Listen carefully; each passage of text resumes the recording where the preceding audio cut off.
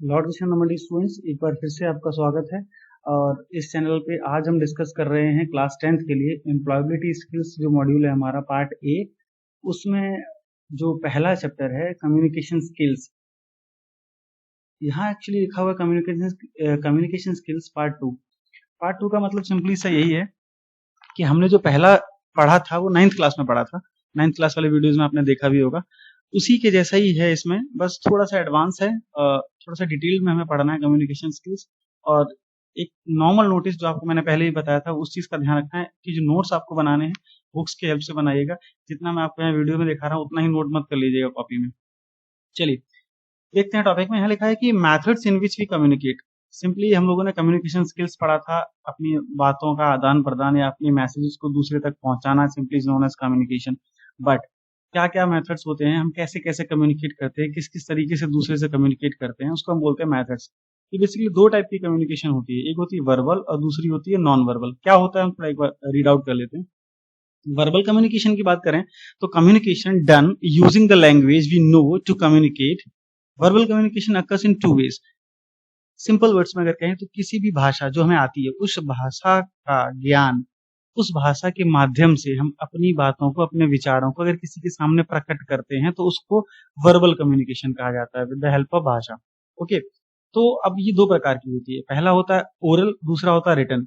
Oral और written हम लोग अच्छे से डिस्कस कर चुके हैं 9th क्लास में, तो मैंने मेंशन भी किया हुआ है कि already covered in 9th class video. Means हम लोग ये 9th क्लास वाले वीडियो में देख चुके हैं कि जो भी हम बोल के करते हैं उसको मोरल कम्युनिकेशन बोलते हैं, जो रिटर्न वे में करते हैं, लिख के करते हैं, वो आपका रिटर्न कम्युनिकेशन होता है, जो बोल के करते हैं वो ओरल होता है।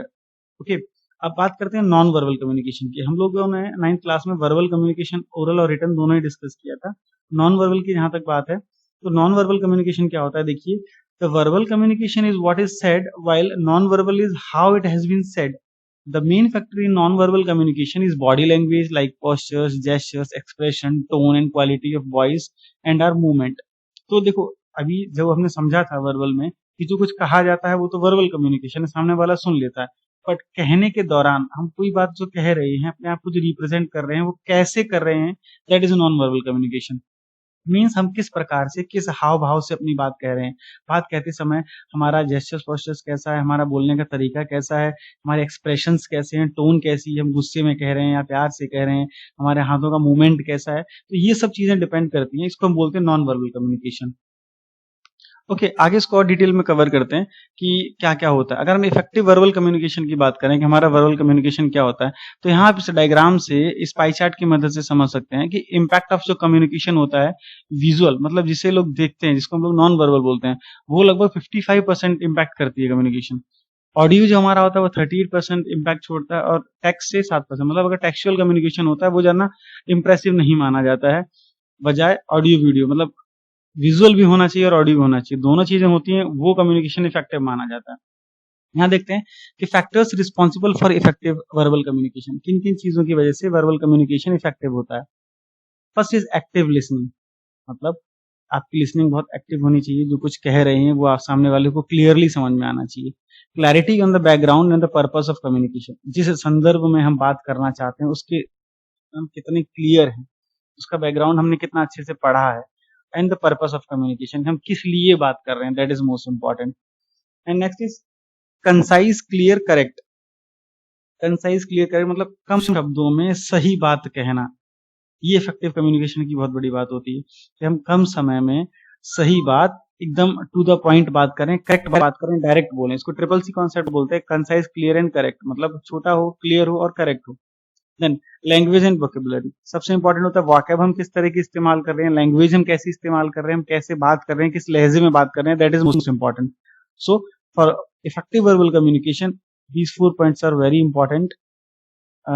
ये डायग्राम से आप समझ गए होंगे, इस पाई चार्ट से आपको आइडिया लग गया होगा कि किस तरह की कम्युनिकेशन कितनी इंप्रेसिव होती है।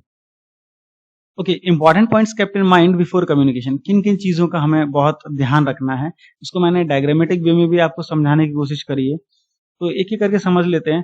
पहले ये पॉइंट्स पढ़ते हैं, फिर डायग्राम समझते हैं। बी प्रिपेयर्ड बिफोर कम्युनिकेशन, मतलब जिस भी प्रकार की आप कम्युनिकेशन करना चाहते हैं उसके संदर्भ में आप पहले से ही प्रिपेयर्ड रहें। ऐसा नहीं है आपको एकदम इंस्टेंटली बोलना पड़े तो आप उतना कॉन्फिडेंटली बोल नहीं पाएंगे। Then anticipate responses for the better communication, मतलब जिसके साथ आप कम्युनिकेट कर रहे हैं, कम्युनिकेशन स्टैब्लिश की हुई है आपने, उसके रिस्पॉन्सेज को भी आप एंटरटेन करें। ऐसा नहीं है कि आप उससे पूछ ही नहीं रहे हैं, आप जानने की कोशिश ही नहीं कर रहे हैं कि वो क्या, उसको समझ में आ भी रही है बात, या वो कोई रिस्पॉन्स दे भी रहा है या नहीं, तो उसके रिस्पॉन्सेज भी बहुत इंपॉर्टेंट होते हैं। Communication must have background of what needs to be discussed, ठीक है, किस संदर्भ में कम्युनिकेशन होनी है, इसका बैकग्राउंड होना भी बहुत इंपॉर्टेंट है कि हम किसके बारे में बात करने वाले हैं, उसका एक प्रॉपर बैकग्राउंड स्टैब्लिश करके तब बात शुरू करें।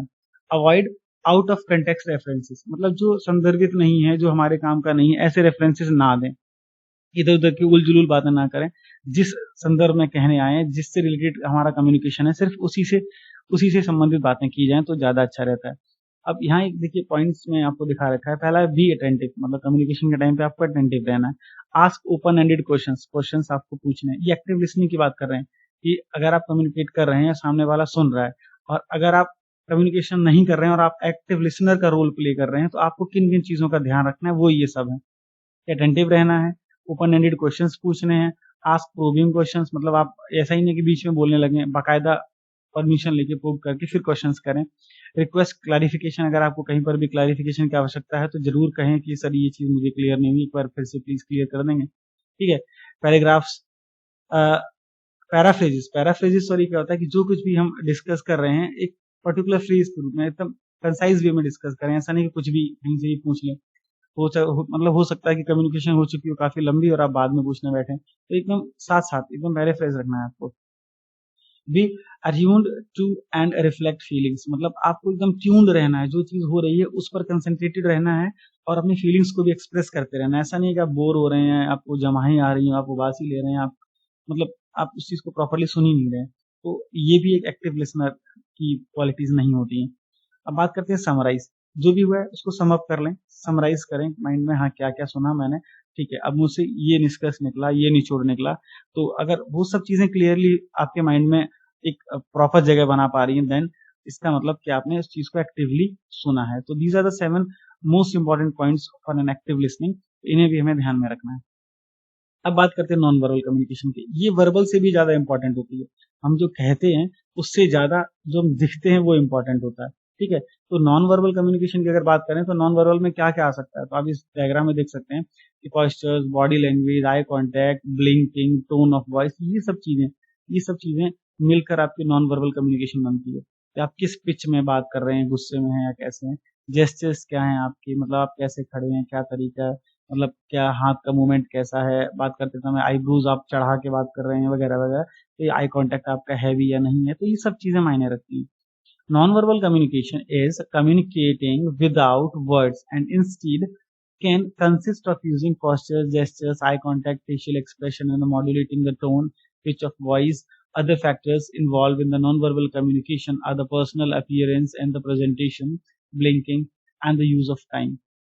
तो इन सब चीज़ों को मिला के आपका नॉन वर्बल कम्युनिकेशन बनता है कि आपका आई कांटेक्ट कैसा है, आपका फेशियल एक्सप्रेशन कैसा है, बात करते समय आपकी टोन कैसी है, और टोटल आपका जो ओवरऑल अपीयरेंस है, पर्सनल जिसको बोलते पर्सनालिटी आपकी कैसी है, बात करते समय आपका पर्सनल अपीयरेंस कैसा है, तो ये सब चीज़ें मायने रखती हैं। फॉर एग्जाम्पल अगर आपको कोई बहुत अच्छा सेमिनार देना है अपने किसी जूनियर्स के सामने, तो आप एक प्रॉपर ड्रेसअप होके जाइए। अगर आप किसी ऑर्गेनाइजेशन के बॉस हैं, आप किसी ऑर्गेनाइजेशन को रिप्रेजेंट कर रहे हैं, तो आपका ड्रेसिंग सेंस पूरी ऑर्गेनाइजेशन में सबसे बेस्ट होना चाहिए, बिकॉज आपके जो जूनियर एम्प्लॉयज हैं वो आपको देखकर ही सीखेंगे, ठीक है। तो ये बहुत मायने रखता है कि आपका खुद का ड्रेसिंग सेंस, आपकी खुद की पर्सनल अपीयरेंस बहुत इंपॉर्टेंट हो, वही रिफ्लेक्ट करती है जिसे देखकर दूसरे लोग आपसे सीखते हैं।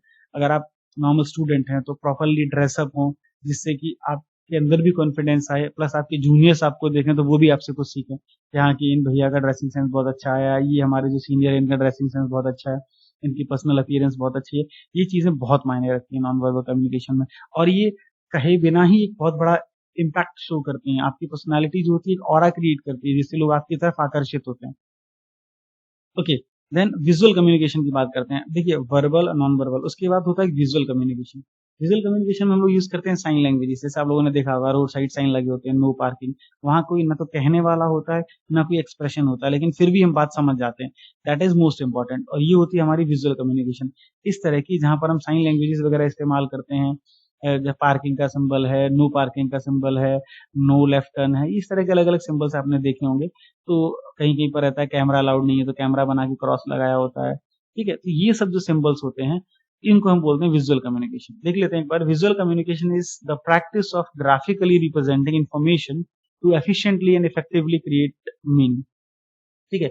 ग्राफिक्स का, डायग्राम्स का, चित्रों का इस्तेमाल करके एक मीनिंगफुल बात कही जाती है, उसको हम विजुअल कम्युनिकेशन बोलते हैं, ओके। अब it include sign, graphic design, films, typography and countless other examples. मतलब बहुत सारी चीजें हैं जिसकी मदद से हम किसी को विजुअल कम्युनिकेशन कर सकते हैं, डायग्राम की मदद से, चित्र की मदद से, पिक्चर्स की मदद से। एडवर्टीजमेंट में भी लोग वही यूज करते हैं। तो ये सब विजुअल कम्युनिकेशन का एग्जाम्पल होता है। आई थिंक क्लियर हो रहा होगा। अगर फिर भी कोई डाउट्स है और आपको नहीं क्लियर हो रहे हैं तो आप मुझे मैसेज करें क्लास के दौरान, ओके। अब बात करते हैं लिमिटेशंस ऑफ विजुअल कम्युनिकेशन। देखिए विजुअल कम्युनिकेशन है तो उसके नुकसान भी है। अब नुकसान में हम नॉर्मली ऐसे भी समझ सकते हैं कि अगर कहीं पर विजुअल कम्युनिकेशन की बात है, किसी ने फोटो लगा के छोड़ा हुआ है, तो उसकी जो एक्सप्रेशन है, उसके भाव हैं, वो हमें समझ में नहीं आ रहा कि वो हमें गुस्से में मना कर रहा है या प्यार से मना कर रहा है, ठीक है। और बहुत सारी चीजें हैं, क्या क्या लिमिटेशन है वो देखते हैं। ऑल टॉपिक्स और सब्जेक्ट मैटर्स के नॉट बी प्रेजेंट, मतलब विजुअल कम्युनिकेशन में बहुत अच्छे से खुल के हम बात नहीं कर सकते, सिर्फ सिंबल यूज कर लेते हैं, ठीक है। तो ऑल मैटर कवर नहीं हो पाता। Next is complete and detail information के नॉट बी डिस्प्लेड। ये तो ऑब्वियस सी बात है कि अगर विजुअल कम्युनिकेशन होगी तो एक मैसेज सही डिस्प्ले होगा, कंप्लीट इन्फॉर्मेशन हमें नहीं पता लग पाती है। अगर किसी ने यहाँ पर पार्किंग स्टॉप कराई है, मना किया, तो क्यों कराई, उसका क्या रीजन है, तो ये सब हमें नहीं पता लग पाता है।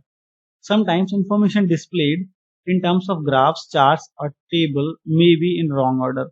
हाँ, मतलब अब इससे आप ये समझ सकते हैं कि जो इन्फॉर्मेशन दिखाई जा रही है, जो डिस्प्ले हो रही है, उसका ऑर्डर रॉन्ग हो जाता है। रॉन्ग मतलब जो डिस्प्ले कर रहा है उसने अपनी तरफ से अच्छी कोशिश की होगी, बट आप उसको नहीं समझ पा रहे हैं। आपको लग रहा है कि नहीं ये ऐसे पहले होता, ग्राफ बाद में होता तो और अच्छे से समझ में आता। तो वहां पर हर इंसान को सेटिस्फाइड कर पाना मुश्किल हो जाता है। तो ये भी एक ड्रॉबैक है। Symbols which are not acceptable as standard are difficult to understand और मे बी मिस इंटरप्रिटेड। अब देखिए कुछ स्टैंडर्ड सिंबल्स होते हैं, जैसे ट्रैफिक रूल्स हैं, ट्रैफिक के सिंबल्स स्टैंडर्ड है, बट कुछ लोग अपने ही सिंबल बना के कोई मैसेज देने की कोशिश कर रहे हैं, तो उसे आप समझ नहीं पाएंगे। और हो सकता है कि आपके अंदर कल्चरल गैप हो, आप गांव देहात से आए हैं और आप ये चीज नहीं जानते हैं, या आप किसी दूसरी कंट्री में गए हैं तो वहां ऐसे सिंबल्स इस्तेमाल हो रहे हैं जो आपने देखे सुने ही नहीं है, तो वहां पर भी एक मिस इंटरप्रिटेशन क्रिएट हो जाता है, हम समझ नहीं पाते, अंडरस्टैंडिंग की कमी रह जाती है, okay. It has its usefulness up to some extent, मतलब उसको हम हर जगह तो इस्तेमाल नहीं कर सकते, बस कुछ हद तक, कुछ एक्सटेंट तक ही हम विजुअल कम्युनिकेशन इस्तेमाल कर सकते हैं।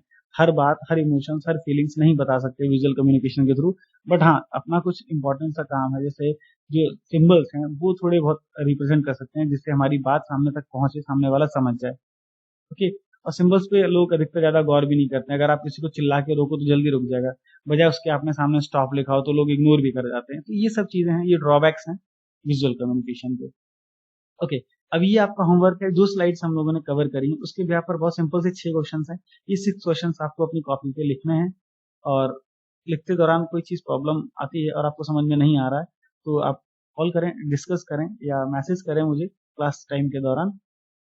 उसके बाद कहीं पर भी कोई समस्या आती है, और हाँ ध्यान ये रखना है आप सभी को कि जो भी हम लिख रहे हैं, जो भी आप उसके आंसर्स लिखोगे बहुत अच्छे होने चाहिए, टू द पॉइंट होने चाहिए, एक्यूरेट होने चाहिए। इसके लिए चाहे आप बुक की हेल्प लो, चाहे आप नेट की हेल्प लो, 2-2 लाइन में आपको आंसर नहीं लिखना है, एक प्रॉपर वे में आंसर लिखना है कि जो क्वेश्चन पूछा जाए वो फुलफिल हो रहा है या नहीं, इस चीज को ध्यान में रख के आपको आंसर लेने हैं।